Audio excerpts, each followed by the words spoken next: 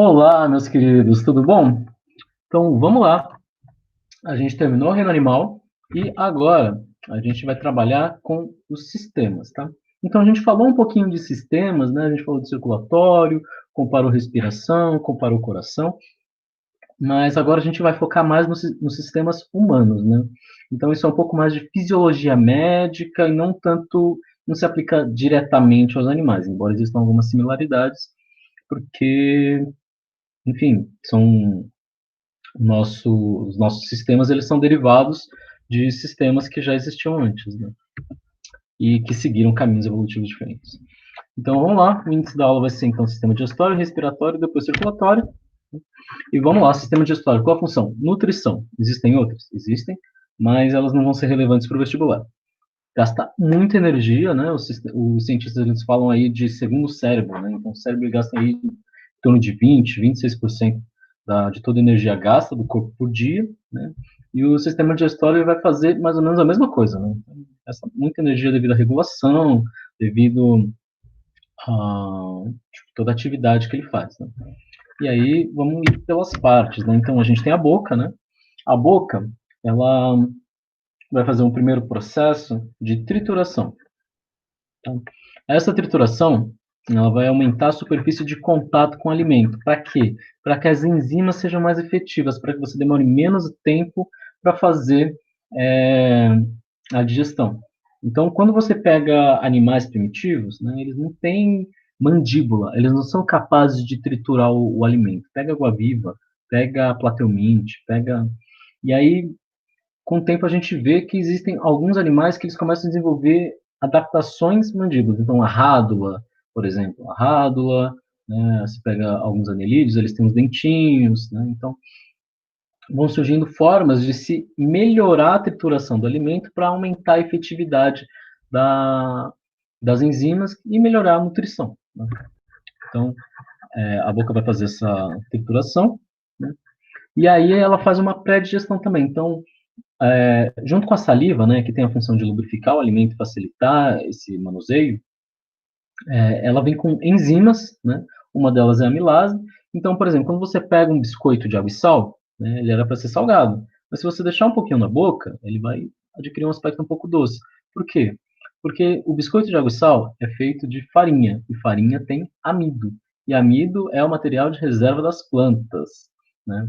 Então, esse amido é feito de várias glicoses, e quando você coloca amilase, né, essa milase quebra o amido em é, pequenos, pequenas glicoses, né? E aí você consegue sentir o gosto. Então, amido não tem gosto, mas glicose tem, né? Então, você só sente o gosto do amido, porque você não está sentindo o gosto do amido, você está sentindo o gosto da glicose, que foi quebrado por causa das enzimas presentes na saliva.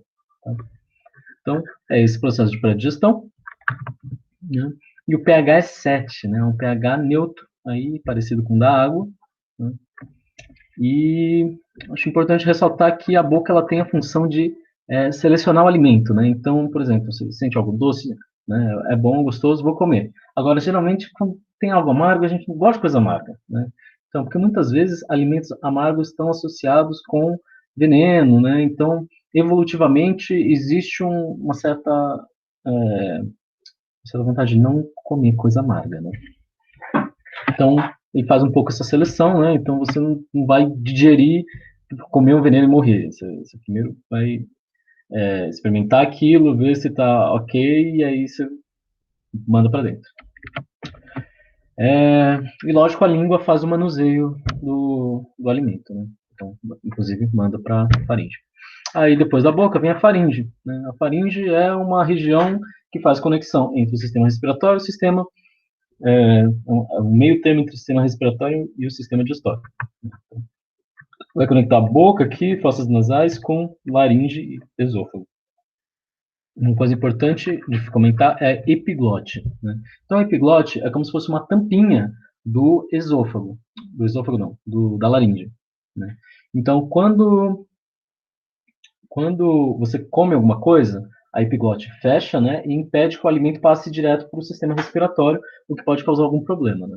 E quando você não está comendo, né, não está engolindo nada, o sistema, a laringe está aberta, A epiglote está aberta, né, permitindo aí a sua respiração.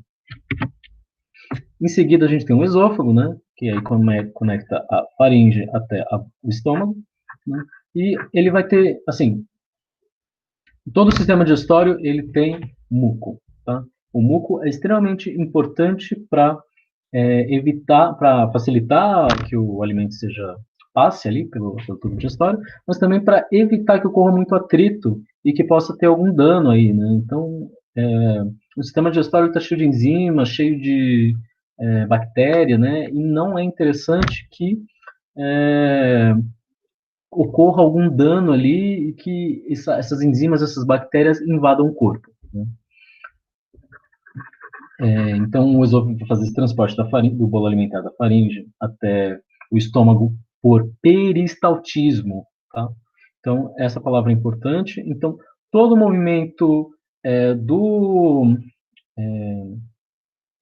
tubo digestório é feito por peristaltismo. Então, você tem musculatura associada, né, musculatura tipo lisa, e ela vai contrair, né, geralmente em anéis, né, empurrando o alimento ao longo do tubo.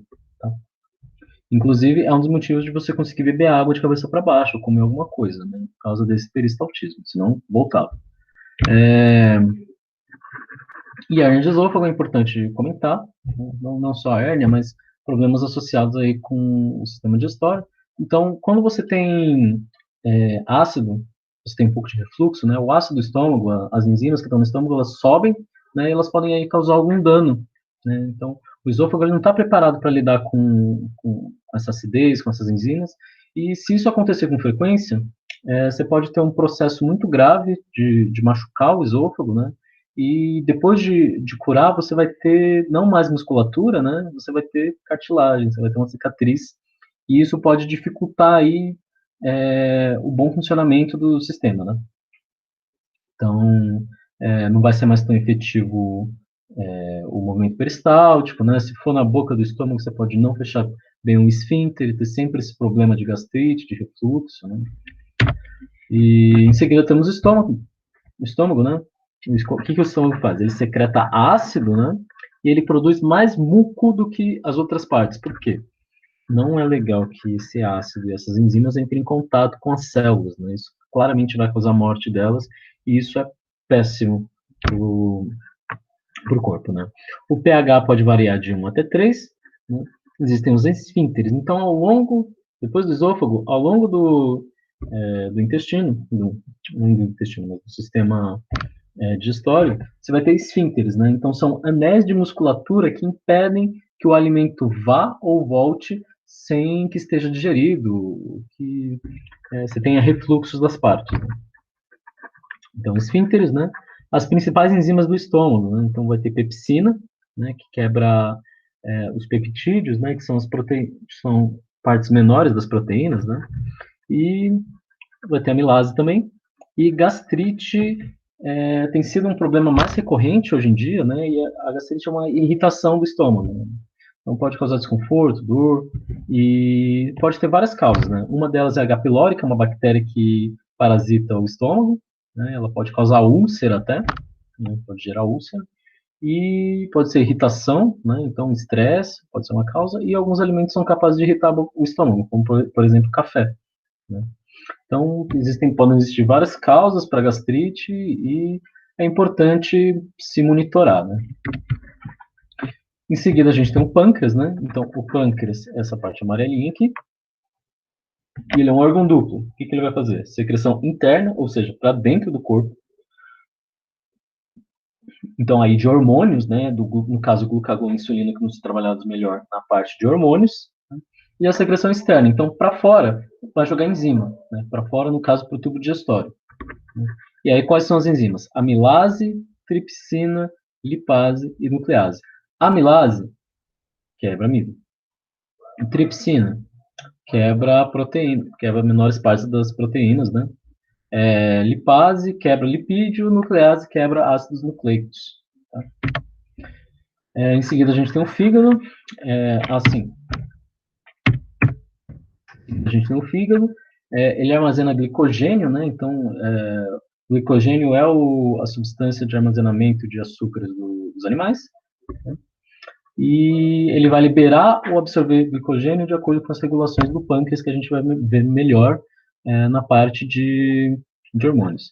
Em seguida, né, acho importante ressaltar que todo o sangue do intestino ele passa primeiro pelo fígado antes de cair na corrente sanguínea. Então, o fígado ele tem um papel de detox, né? Então, ele pega substâncias que sejam nocivas, né? Então, por exemplo, o corpo ele captura NH3, amônia, né? E aí quem vai fazer a conversão? O fígado. Ele vai pegar essa amônia e transformar em ureia, né? Ele vai pegar álcool e ele vai neutralizar o álcool. Ele vai pegar substâncias nocivas e ele vai neutralizar elas, né? Venenos, enfim. E então ele é o verdadeiro detox que a gente tem. E quando o sangue então é absorvido, quando os nutrientes são absorvidos pelo intestino, eles vão passar pelo fígado, né? E aí do fígado vai ir para o corpo, né? Então existe uma seleção aqui do que vai afetar o corpo. Então, isso é um aspecto muito interessante aí, né?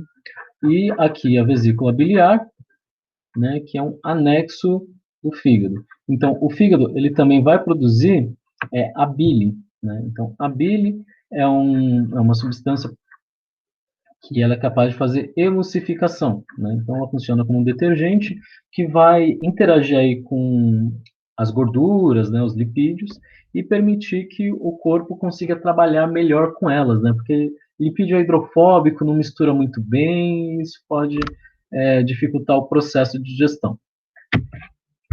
Opa, acho que foi demais. Intestino delgado, logo em seguida, né? Então depois do estômago, você tem o intestino delgado, né?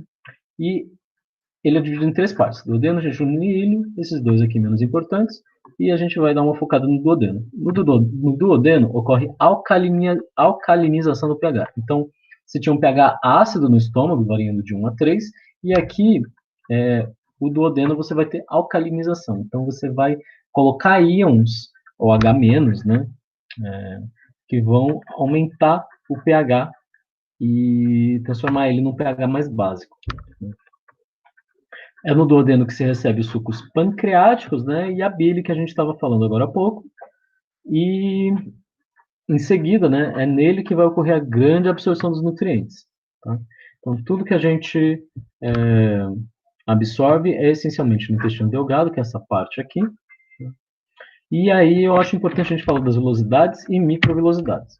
Então, quando você vai olhar o intestino, o que tem?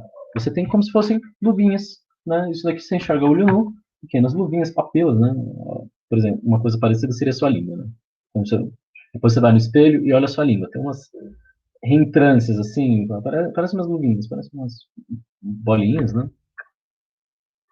E isso faz com que o quê? Aumente a área de superfície. Então você tem um espaço limitado, né, e você quer fazer com que ele seja o mais efetivo possível na absorção da interação com o alimento. Né? Então essa é uma forma, velocidade, né, e esse líquido então vai, esse bolo alimentar, aí, esse suco gástrico, ele vai interagir agora com as velocidades, né, e isso vai aumentar a área de superfície para que elas absorvam os nutrientes. Além disso, quando você se aproxima de uma dessas bolinhas, você vai ver que ela é coberta de células, e cada uma dessas células, elas vão ter vilosidades das próprias, chamadas de microvilosidades, né? Então, você tem mais área de superfície ainda, né? Então, o intestino delgado, ele é realmente super especializado em fazer essa absorção de nutrientes. Em seguida, a gente tem o intestino grosso. Qual a função? É a absorção de água e sais minerais. Então, a grande absorção ocorreu no intestino delgado, né? E em seguida, aqui no intestino grosso, tem que ser preparado o bolo fecal. Então, para isso, a gente reabsorve a água e os sais, né? E com isso ele vai ficando mais fechadinho, mais bonitinho, e vai formar o bolo fecal. Tá? Então, é mais interessante que seja líquido, né, ou pastoso quando a gente está fazendo absorção de nutriente, e aqui, né, porque aqui você revira o alimento e pode estar sempre entrando em contato com uma superfície que está cheia de nutrientes ainda, né? Mas aqui, por exemplo, à medida que vai perdendo água, ele se torna menos maleável e, por exemplo, você não tem mais contato com o interior do bolo, né? E isso dificulta qualquer absorção de nutrientes. Então, a função realmente é essa, é absorver a água e preparar o bolo fecal. Em seguida, né, a gente tem um apêndice que está aqui no começo do sistema, do intestino grosso, né, e ele é um órgão vestigial, né, no nosso caso. Então, tem animais, geralmente que se alimentam de vegetais, né, que eles vão ter esse apêndice mais desenvolvido, né. Então, ele tem aí uma relação com essa dieta baseada em vegetais, e para a gente é um órgão vestigial, né, por causa dos nossos antepassados, que eles comiam vegetais. E aí os ruminantes têm essa região bem desenvolvida, então uma região aí associada também com bactérias benéficas, bactérias relacionadas com a digestão dos vegetais. Então, não sei se vocês manjam muito bem essa parte, mas a gente não consegue quebrar celulose, né? Só bactérias conseguem. E aí esses animais, eles evoluíram, né, nesse caminho de se alimentar de vegetais, e desenvolveram essa relação simbiótica com essas bactérias, que aí são capazes de fazer a digestão da celulose e aumentar a capacidade desses animais de absorver nutrientes desse tipo de alimento, né? E aí acreditava-se que ele não servia para nada, né? Que as pessoas tinham que fazer operação de apêndice, que não sei o quê, por causa que é muito comum que ocorra apendicite, né? É muito comum em jovens. Então, eu tive apendicite, né? Eu quase morri, né? Eu tive apendicite aguda. E o que que aconteceu? Aparentemente, os médicos, eles devem ter omitido as coisas, né? Mas o que que acontece? Quando você faz a operação, geralmente tem gente que sai no mesmo dia, tem gente que demora até 3 dias para sair, né? Eu fiquei 2 semanas no hospital. Por quê?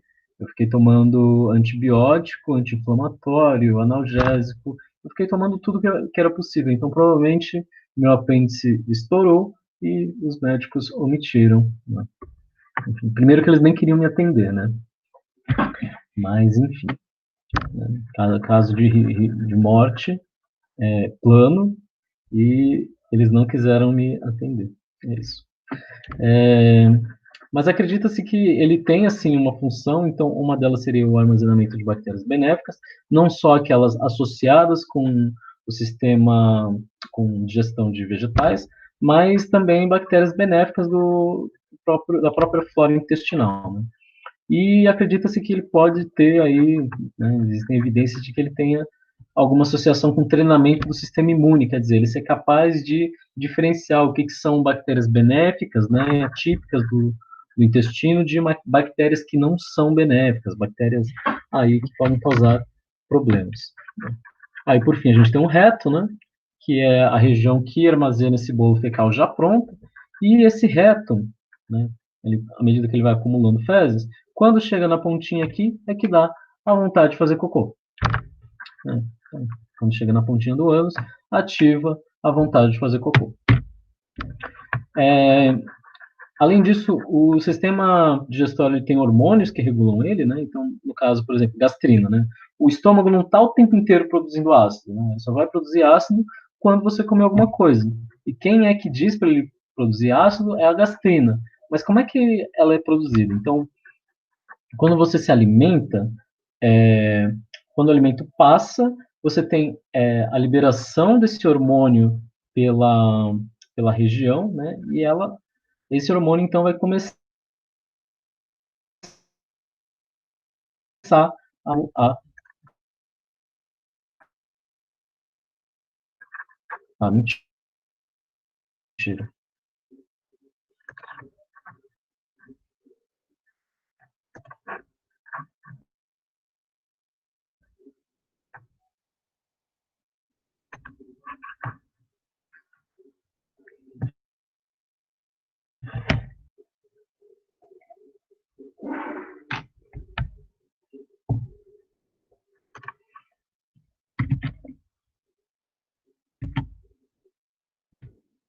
Então vai ser esse estímulo que vai fazer produzir a gastrina, liberar a gastrina para o estômago começar a produzir a secretar então as enzimas e o ácido, né? E aí tem a secretina, então tem esses outros hormônios aqui que vão estar associados da mesma forma a um estímulo subsequente, né? Então, passou do esfíncter e agora eles perceberam que o pH está ácido, tem lipídio, não sei o quê. Isso vai ativar, então, a liberação ou produção de substâncias nos outros órgãos, né? E existe o aspecto neuronal, que a gente já falou, que é o movimento peristáltico, né? E dos esfíncteres, né? Aí tem um sistema digestório. Então, tá aqui o nome dos sucos, né? E quais são as enzimas presentes neles, o pH que eles trabalham, o substrato que é degradado e o resultado da degradação pela enzima. Né? Enfim. E aí é interessante a gente lembrar que enzima ela tem um pH bom para atuar. Né? Então, a enzima, para fazer a quebra, ela precisa estar num pH bom. Então, se a gente pegar a pepsina, né, que é do suco gástrico, se tiver em pH 3, né, que é o pH do estômago, você tem um pedaço de carne e ele vai conseguir digerir. Agora, se for um pH básico, não acontece. Tá? Então, isso já foi questão de vestibular, pode ser que vocês se trombem com ela. Né? Em seguida, a gente tem um sistema respiratório. Qual a função? Troca de gases. Né? Única e exclusivamente troca de gases. Tudo bem que a gente fala através do sistema respiratório também, isso poderia dizer que é uma questão secundária, mas a principal função é a troca de gases. Né? E aí, esse é o caminho.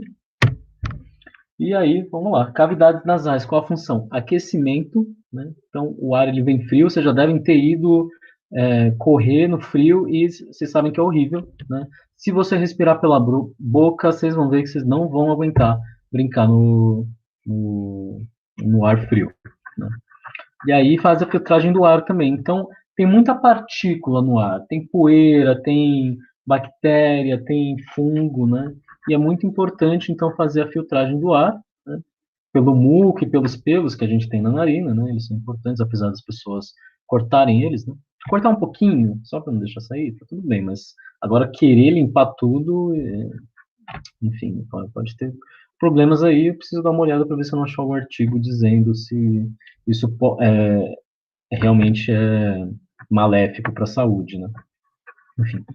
E, em seguida, isso não faz exatamente parte do sistema respiratório, mas existe o diafragma. O que é o diafragma? O diafragma é um músculo que ele puxa o pulmão. Né? Então, o pulmão, para encher de ar, ele funciona por pressão negativa. Né? Pressão positiva, empurra.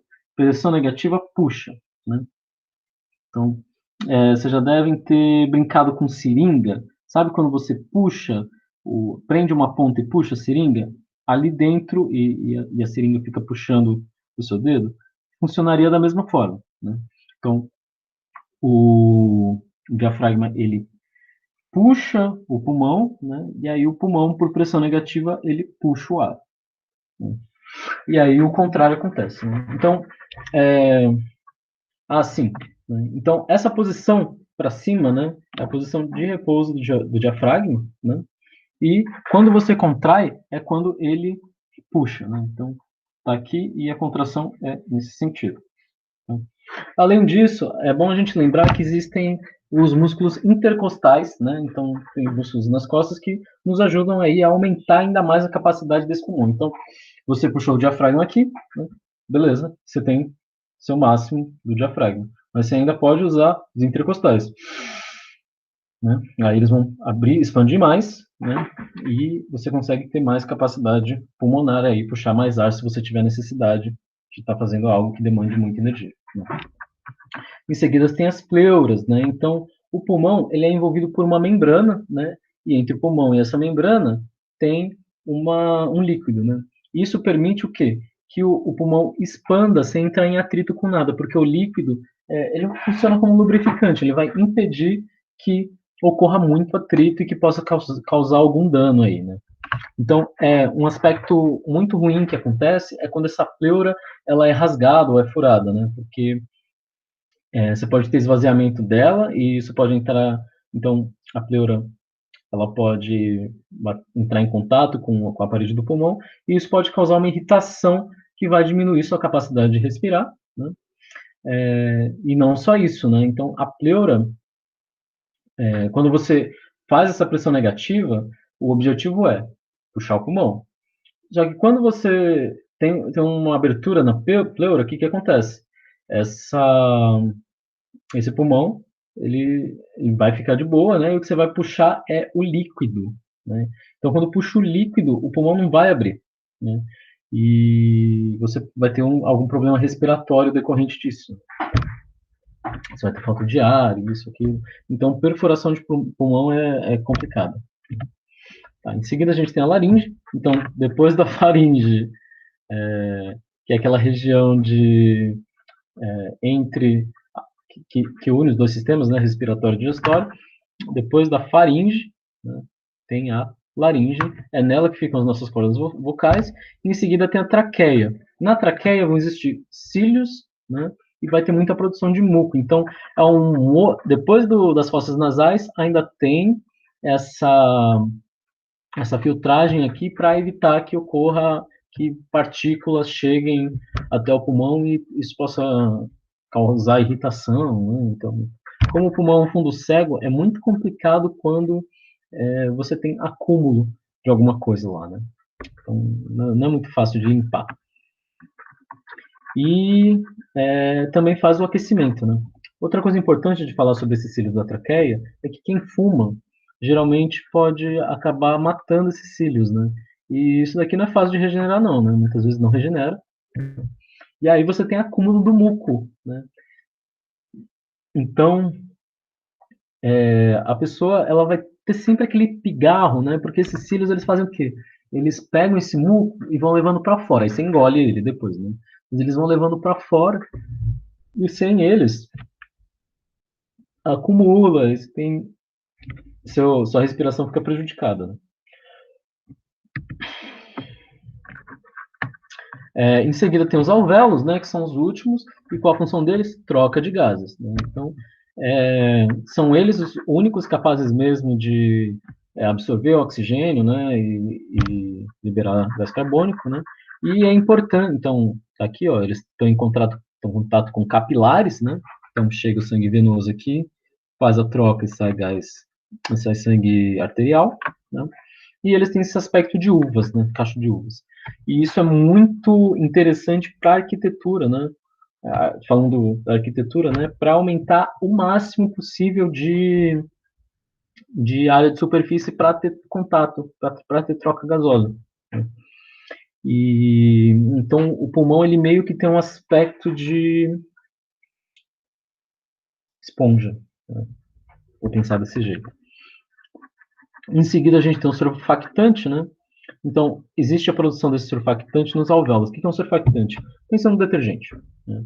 Então, por causa desse formato e do tamanho deles, a tendência que eles têm é de colapsar, de fechar. Né? E o surfactante, né, e quando eles fecham, não tem força capaz de abrir eles de novo. O surfactante impede que isso ocorra. Né? Então, se fechou, ele consegue abrir de novo. Né? Ele quebra a tensão superficial da água, que é o que tem essa força enorme de juntar as coisas, né? Então, por exemplo, você já deve ter unido dois vidros, né? Quando você une dois vidros ou dois plásticos, sei lá, e com água, né, dois plásticos retos, é, é super difícil você separar os dois. Mas se você passar, depois você testa, se você passar detergente, é super tranquilo, é porque você perde essa tensão das moléculas de água. Né? E é muito importante esse surfactante porque também quando a gente pensa em crianças que nasceram prematuras, né? Então, como essas crianças que nasceram prematuras, elas não têm o sistema respiratório bem desenvolvido, elas ainda não são capazes de produzir surfactante. E acontece o quê? Os alvéolos colapsam, né? Então, um dos primeiros cuidados que você tem com crianças prematuras dar surfactante para elas. Então, você faz uma inalação com surfactante para evitar que ocorra esse colapso dos alvéolos e que ela tenha problemas respiratórios aí, de oxigenação e tudo mais. Né? Em seguida, tem o sistema circulatório, é o último sistema que a gente vai trabalhar hoje. Né? Qual a função? O transporte, né? Principalmente de nutrientes, gases, né? Hormônios e as células de defesa. Né? Então, é isso. Né?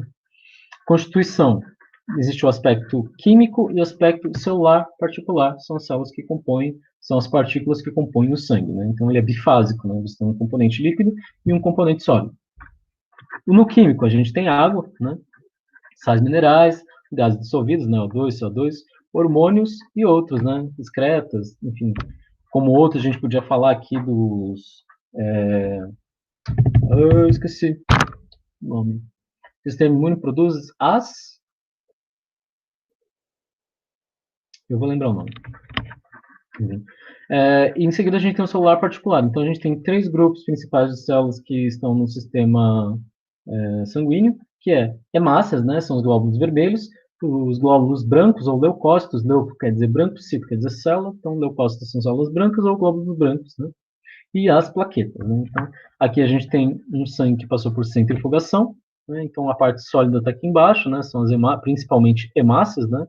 Tem os glóbulos brancos e as plaquetas, e aqui em cima tem o humor, né? Então, essa sopa de líquido e gás e coisas dissolvidas, né? Que é a mesma que quando você se machuca, sabe quando você se machuca e sai aquela aguinha? É isso aqui, tá? Quando você espreme aquela espinha e sai a aguinha, isso aqui, tá? Lembrei, anticorpos, né? Então os anticorpos entrariam aqui como esses outros, tá? Sistema circulatório, então, é composto por essas hemácias, são células anucleadas, né? E muito importante, hemácia não consome, ou se consome, consome o mínimo dos nutrientes e dos nutrientes e dos gases, tá? Então, não faz sentido você ter esse monte de célula consumindo energia quando a função delas é levar essa energia até as células que vão desempenhar suas N funções aí, né? E outro aspecto importante é a hemoglobina. A hemoglobina, ela é uma substância, né, que ela leva ferro, né? Ela tem uma antena de ferro, né, tá ali na hemácia. E o que acontece? O ferro ele vai ter afinidade com CO2 e com oxigênio, né? Então, quando ele a hemácia passa pelo pulmão, ela vai capturar oxigênio, né? E quando ela passa esse oxigênio para as células, ela captura o CO2. Né? Então, é um sistema muito efetivo, né? Ele aumenta em muito a capacidade de oxigenação do sangue, então tem oxigênio dissolvendo tanto nas hemácias quanto no líquido em si, né? Então, as hemácias elas aumentam a efetividade dessa absorção de oxigênio, uma especialização. Né? E a gente pode falar de, por exemplo, animais, né, geralmente vermes, que habitam áreas pouco oxigenadas, né, ambientes anóxicos, por exemplo, lodo de rio. Né? Então, tem vermes que eles são vermelhos. Né? Por que eles são vermelhos? Hemoglobina. Né? Então, são vermes que eles têm a capacidade, né, devido a essa hemoglobina, de absorver o pouco oxigênio existente nesses ambientes, né? E aí usar eles de forma efetiva. Então, isso é um aspecto muito interessante de comentar da hemoglobina, né? E outra coisa importante de comentar da hemoglobina é o monóxido de carbono. Então, geralmente a gente fala do dióxido de carbono, que é o CO2, e existe o monóxido de carbono, que é o CO. O CO, ele tem um problema muito grave para a hemoglobina. A reação é irreversível. Quer dizer, quando o CO se conecta com a hemoglobina, ele não solta mais. Ou seja, aquela hemoglobina está inútil. Ela não consegue mais pegar oxigênio.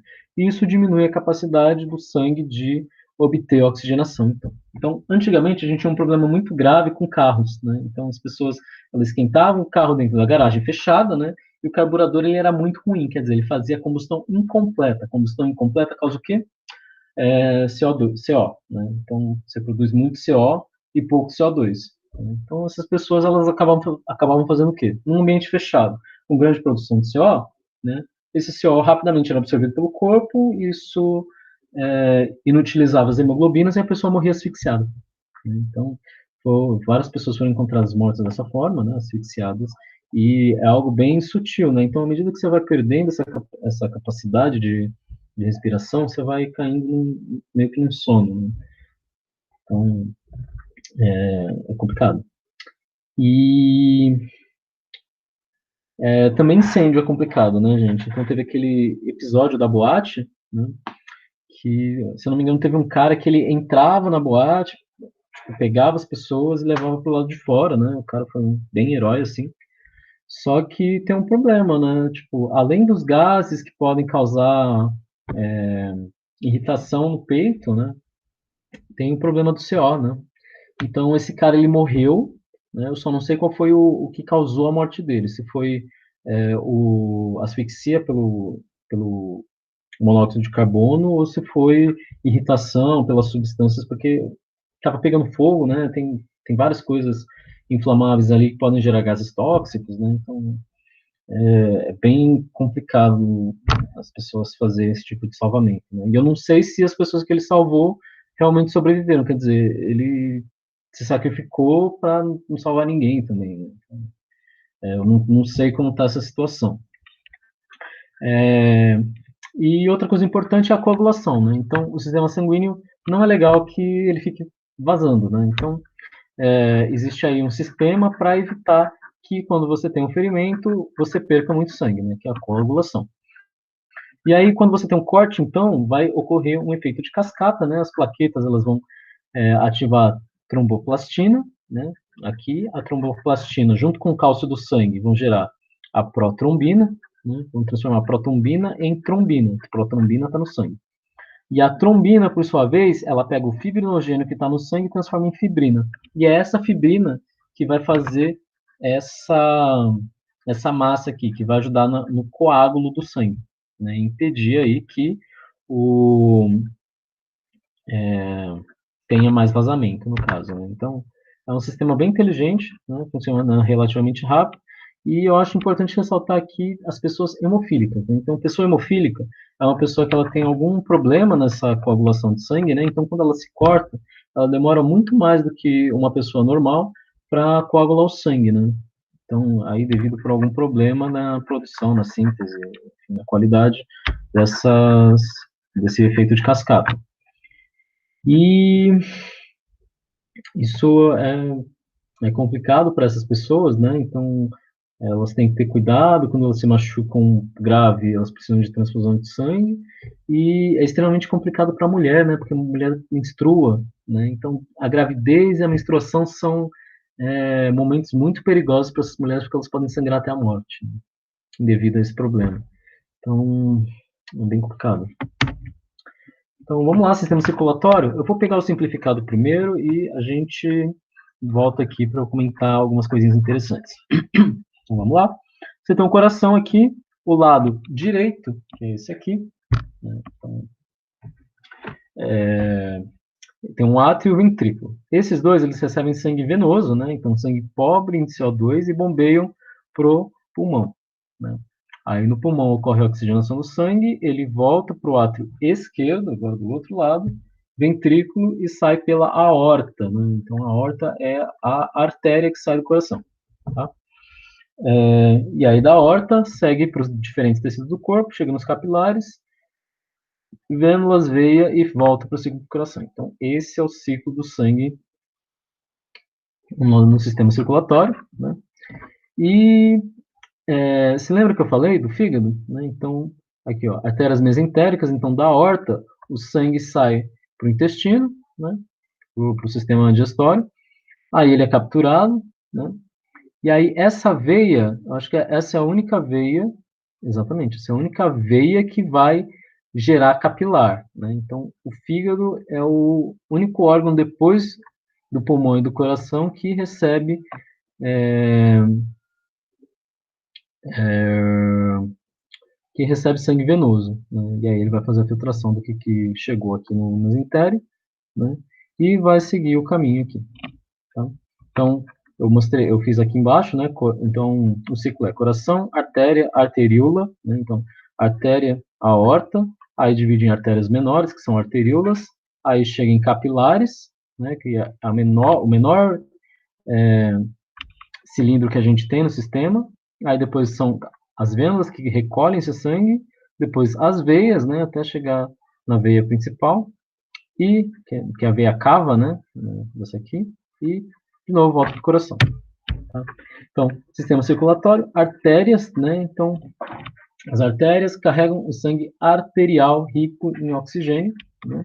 E elas têm uma diferença em relação às veias. Tá? Então, elas têm um diâmetro muito maior, elas são grossas porque elas precisam sustentar a pressão do ventrículo. Né? Em seguida, a gente tem os capilares, então, artérias, arteríolas, aí a gente chega nos capilares, que são os cilindros de menor diâmetro que a gente tem, e eles geralmente são formados por um fino epitélio de células, né? Então, uma fina camada de células que formam os capilares, e são eles os únicos capazes de trocar, fazer as trocas de substâncias entre os tecidos, né?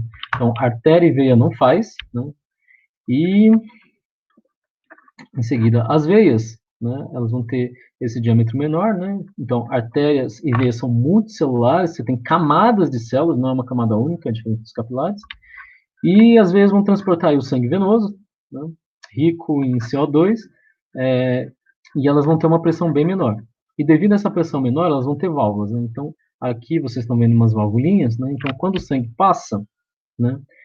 Se ele não volta, né? Se você tiver uma pressão baixa aqui, esse sangue ele é parado por essas válvulas que funcionam como níveis, né? Então elas impedem o refluxo do sangue.